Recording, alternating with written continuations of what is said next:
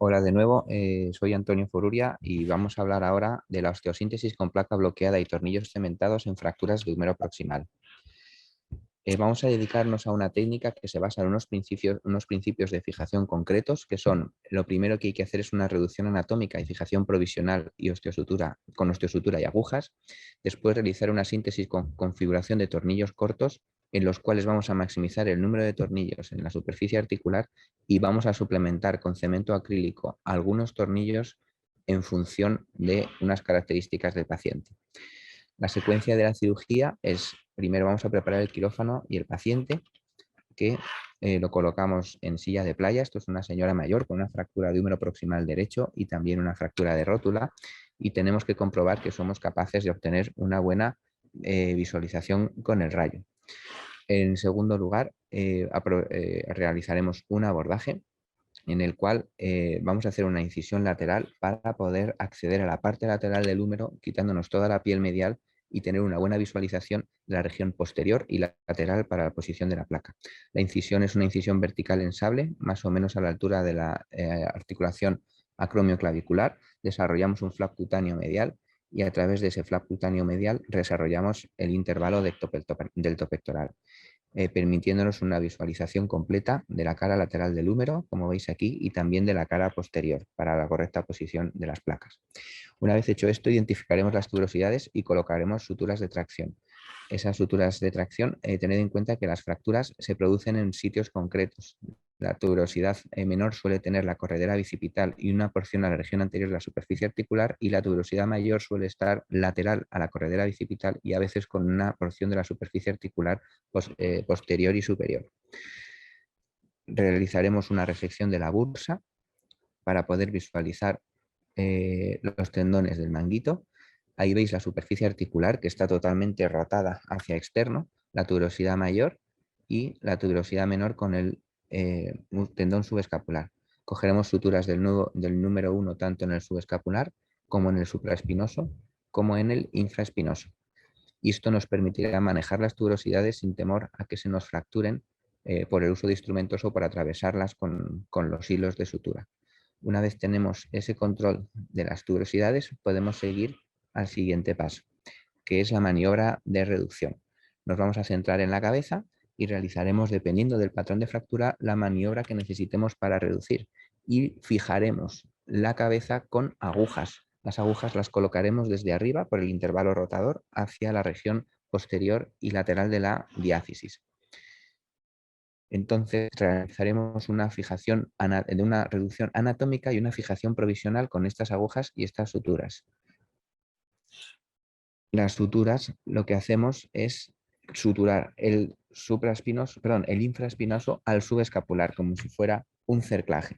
O sea que una vez que hemos reducido nuestra superficie articular y la hemos fijado con agujas, procedemos a esa osteosutura que nos va a dejar las tuberosidades en su sitio, para obtener una imagen de reducción como la que veis en la pantalla, una reducción anatómica perfecta antes de posicionar nuestra placa. Y es lo que haremos a continuación. Primero haremos hueco para la posición de la placa, porque la placa va en lateral, tiene que estar proyectada axialmente con respecto a la superficie articular, y para ello tenemos que levantar un poquito la inserción distal del deltoides, porque si no es imposible ponerla en su posición adecuada. Usaremos primero un tornillo de cortical para aplicar bien la placa en su correcta altura con respecto al húmero proximal, y comprobaremos con rayos que estamos bien. Después pondremos nuestra plantilla y empezaremos a fijar nuestra cabeza con tornillos. Para ello solo perforaremos la cortical externa y penetraremos con el medidor hasta que sintamos el hueso subcondral, y en ese momento restaremos 4 milímetros o 6 milímetros, dependiendo de si no vamos a usar tornillos cementados, que son 4, o 6 si sí los vamos a usar. Entonces tenemos nuestra placa posicionada con lista para los tornillos. Entonces repasamos otra vez lo de los tornillos porque es importante. La trayectoria tiene que ser la concreta para que el tornillo se pueda bloquear y sea la misma que estamos midiendo. Entonces usaremos la guía para el bloqueo para usar nuestra broca. Después perforaremos la cortical externa, como decíamos, penetraremos con el medidor hasta sentir el hueso subcondral, restaremos 4 milímetros si vamos a poner un tornillo sólido o 6 milímetros si vamos a usar uno canulado para usar cemento, y luego meteremos el tornillo en la misma trayectoria que habíamos medido, por supuesto, y que tenemos con la guía de la broca. Nos cercioraremos de que el tornillo que nos dan es el que hemos pedido, que a veces están descolocados, y luego tenemos que tener especial cuidado en los tornillos divergentes, porque es muy frecuente que salgan por fuera. Además, es realmente importante conseguir que los tornillos del cálcar consigan sujetar la cabeza, porque es lo que son los tornillos más importantes a la hora de fijar sólidamente la cabeza.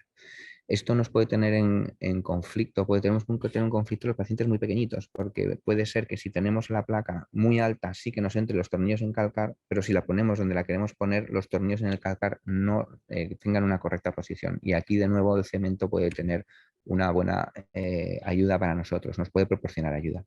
Este es el tipo de fijación que queremos, que buscamos. No queremos los tornillos en el hueso subcondral, lo queremos lejos del hueso subcondral, por si hay algún tipo de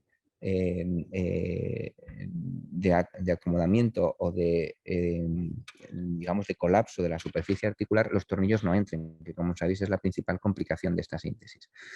Aparte podemos pasar suturas a través de las placas.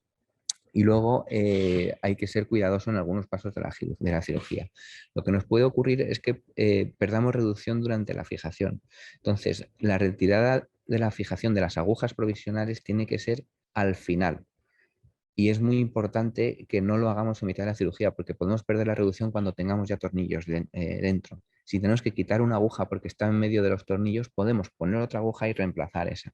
Y luego es muy importante no tener que manipular nada durante la cirugía. La tenemos que dejar perfecta antes de empezar a poner nuestra placa. La suplementación con cemento nosotros la hacemos sistemáticamente en los pacientes mayores de 65 años y también en aquellas fracturas por fragilidad. Y aquí tenéis algunos casos del uso del cemento. Muchas gracias.